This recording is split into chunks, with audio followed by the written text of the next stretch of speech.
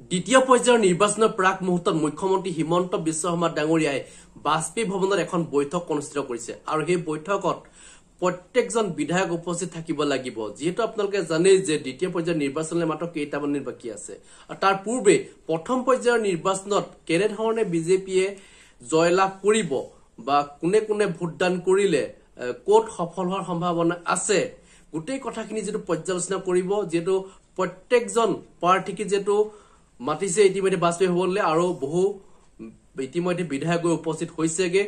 কাৰণ ইতিমধ্যে জনাব লাগিব মুখ্যমন্ত্ৰী হিমন্ত বিশ্ব শৰ্মা ডাঙৰীয়া কোট কোট ভোট বিভাজন হল এই সম্পৰ্কে যেটো জনাব লাগিব মুখ্যমন্ত্ৰী হিমন্ত বিশ্ব শৰ্মা ডাঙৰীয়াক যেহেতু আপোনালোকে জানে যে দুটাকৈ সমষ্টি যেটো চৰ্চাত আছিল যোৰহাট আৰু ডিব্ৰুগড় সমষ্টিত যে যোৰহাট সমষ্টিত যেটো আপোনালোকে জানে যে গৌৰৱ গগৈ জিকাৰ প্ৰায় নিশ্চিত হৈ পৰিছে যে সকলো যেটো গৌৰৱ গগৈ জিকাৰ কাৰণে ইতিমধ্যে আমি যিখিনি এই কমেন্ট সেকশনত যিখিনি মন্তব্য পঢ়িছো সেই মন্তব্যৰ পৰা আমি গম পাইছো যোৰহাটত যে গৌৰৱ গগৈ জিকাটো নিশ্চিত হৈ পৰিছে আৰু লগতে ডিব্ৰুগড়ত যেটো লুইঞ্জ গগৈ ক্ষেত্ৰত যেটো আমি কিছু অলপ সন্দেহ কৰি আছিল যে লুইঞ্জ গগৈ নিজিকিব নেকি কিন্তু লুইঞ্জ গগৈ এটা জিকাটো সম্ভাৱনা বেছি হৈ পৰিছে আপোনালোকে জানে যে লুইঞ্জ গগৈ এবাৰ বৃহৎ সংখ্যক ভোটত জিকাৰ সম্ভাৱনা আছে কাৰণ ইতিমধ্যে যিখিনি ভোটাৰ ৰাইজৰ মন্তব্য আমি শুনা পাইছিলো যে সৰ্বানন্দ সোণোৱাল যেটো 3 বছৰ কাৰ্যকাল থকাৰ পিছতো যে পুনৰ যে নিৰ্বাচনত তেখেতে নামি পৰিছিল আৰু যাৰ ফলত গোটেই মন্ত্ৰী বিধায়কে গৈ যেটো ডিব্ৰুগড়ত আছিলেগে যোৰহাটত আছিলে মানে সহায় কৰি ফুৰিছিল কিন্তু এই যে সহায় কৰিছিল এই সহায় কৰাৰ ফলত যিমানখিনি ফলাফল লাভ কৰিব লাগিছিল যি ধৰণে বিজেপিয়ে জয়লাভ কৰিব লাগে বা 2.5 লাখ ভোটত 3 লাখ ভোটত জয়লাভ কৰিম বুলি ইতিমধ্যে বিজেপি যিসকল মন্ত্ৰী বিধায়কে যেটো ফিতাহি মাৰিছিল কিন্তু এই কথাবিলাক এতিয়া নোহোৱা হৈ পৰিছে তেওঁলোকে এটা নোকোৱা হৈ পৰিছে যে কিয় কোৱা নাই আচলতে 2.5 লাখ ভোটত জিকিম 3 লাখ ভোটত জিকিম এই ধৰণৰ মন্তব্যবিলাক এতিয়া নিদিয়া হৈছে মন্ত্ৰী বিধায়কসমূহ ইতিমধ্যে যিসকল আছিল তেওঁলোকে ইতিমধ্যে বৰ্তমানলৈ কোনো মন্তব্য দিয়া নাই কাৰণ সোশ্যাল মিডিয়াতে হওক বা সংবাদ মাধ্যমৰ আগতে কোনো মন্তব্য প্ৰকাশ কৰা নাই এই কাৰণে কৰা নাই কাৰণ তেওঁলোক বিফল হৈছে আৰু এই গোটেই কথাবিলাক মুখ্যমন্ত্ৰী হিমন্ত বিশ্ব শৰ্মা ডাঙৰীয়া চালিজাৰি চাব আজি আৰু সকলোকে যেটো মাতিছে যেটো বাজপেয়ী ভৱনত যে বৈঠক অনুষ্ঠিত হ'ব 7 বজাৰ লগে লগে আৰু গোটেই কথাবিলাক যে কেনে ধৰণে পিছৰ সেকেন্ড পৰ্যায়ৰ যি নিৰ্বাচন প্ৰক্ৰিয়া আৰম্ভ হ'ব এই নিৰ্বাচন প্ৰক্ৰিয়া কেনে ধৰণে আগবাঢ়িব সেই সম্পৰ্কে যেটো পৰ্যালোচনা হ'ব আজি কি কৈছে এগৰাকী সাংবাদিকে সেই সম্পৰ্কত মই আপোনাক শুনাব বিচাৰিছো আয়োজন কৰা হৈছে আজি এক প্ৰকাৰ বিজেপিয়ে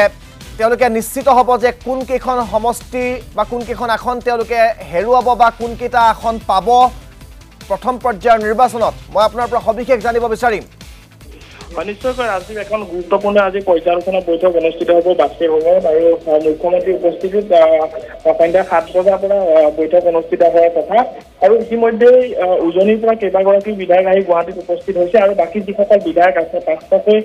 লোকসভা সমষ্টিৰ অন্তৰ্গত যি বিধানসভা সমষ্টি আছে বিজেপিৰ দখলত সেই আটাইকেইগৰাকী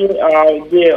বিধায়ক আছে সেই বিধায়ক আহি উপস্থিত হ'ব লাগিব বৈঠকত আৰু মুখ্যমন্ত্ৰীয়ে বৈঠকখনৰ আচলতে পৰ্যালোচনা কৰিব গতিকে দেখা পোৱা গৈছে যে যেহেতু 5 যি সমষ্টি আছিল সেই 5টা সমষ্টি বিজেপি দখললৈ অনাৰ ক্ষেত্ৰত যথেষ্টভাৱে বিজেপিয়ে কষ্ট কৰিছিল বা সৰু বৰ সকলো নেতা নামি কৰিছিল বিশেষকৈ যোৰহাট বা ডিব্ৰুগড় সমষ্টি দুটাক লৈ বিশেষ আকৰ্ষণ হৈছিল ৰাজ্যজুৰি আৰু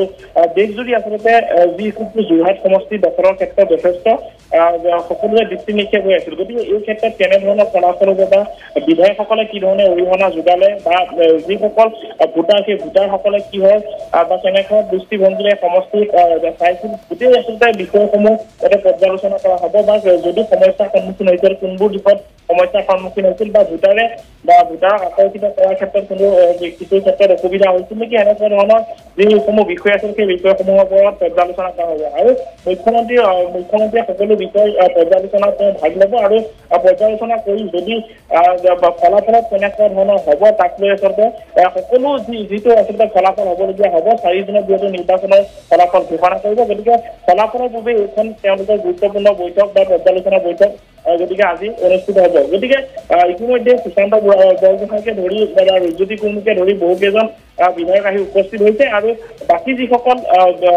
বিধায়ক আছে সেই বিধায়কসকলো গুৱাহাটীৰ দিশে ৰাওনা হৈছে গতিকে এই বৈঠকখনত স্পষ্ট হৈ পৰিব বা বিজেপি এক প্ৰকাৰ স্পষ্ট হ'ব যে তেওঁলোকৰ সমস্যা কেনেকুৱা ধৰণৰ হ'ব বা ফলাফল কি ধৰণৰ হ'ব এই সকলোবোৰ দিশ তেওঁলোকে অলপ মই লগতে আপোনাৰ পৰা জানিব বিচাৰিম যোৰহাট আৰু ডিব্ৰুগড়ক লৈ যিহেতু বিশেষ পৰ্যালোচনা বৈঠকৰ আয়োজন কৰা হৈছে যোৰহাট সমষ্টিটোত যথেষ্ট শক্তিশালী প্ৰাৰ্থী আছিল আৰু যোৰহাট সমষ্টিটোক লৈ যথেষ্ট চিন্তিত আছিল বিজেপি শিবিৰ তাত কাৰোৰে ডিমত নাই কিন্তু হঠাৎ এতিয়া ডিব্ৰুগড়ৰ মূৰৰ কামুৰণি হৈছে নেকি ভোট গ্ৰহণৰ পিছত বিজেপিৰ বাবে যাৰ বাবে আজি বিশেষ পৰ্যালোচনা বৈঠকৰ আয়োজন কৰা হৈছে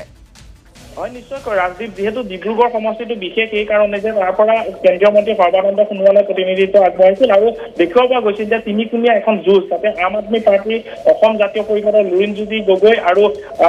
সৰ্বানন্দ সোণোৱাল গতিকে এক প্ৰকাৰ আচলতে এই বিশেষ সমষ্টিটো এইকাৰণেই গুৰুত্বপূৰ্ণ বুলি কোৱা হৈছে যে তাতে 6 লাখৰো অধিক ভোটাৰ বাগানীয়া ভোটাৰ আছে গতিকে বাগানীয়া ভোটাৰসকলে কেনেকুৱা ধৰণৰ এইবাৰ দৃষ্টিভংগীৰে ভোটদান কৰিছে বা বিজেপিৰ প্ৰতি আকৰ্ষিত কেনেধৰণৰ হৈছে এই সকলোবোৰ দিশ তেওঁলোকে এই পৰ্যালোচনা বৈঠকত আলোচনা কৰা হ'ব আৰু এই কাৰণে এটা বিশেষ বুলি ক'ব লাগিব যে যোৰহাট সমষ্টিটো বিশেষ এই কাৰণে যে যোৰহাট সমষ্টি দেখুৱাব পৰা গৈছিল যে বিজেপিৰ সৰু বৰ সকলো নেতা পীযুষ হাজৰিকাৰ পৰা মুখ্যমন্ত্ৰীৰ পৰা ধৰি সকলো ধৰণৰ ইয়াতে নেতা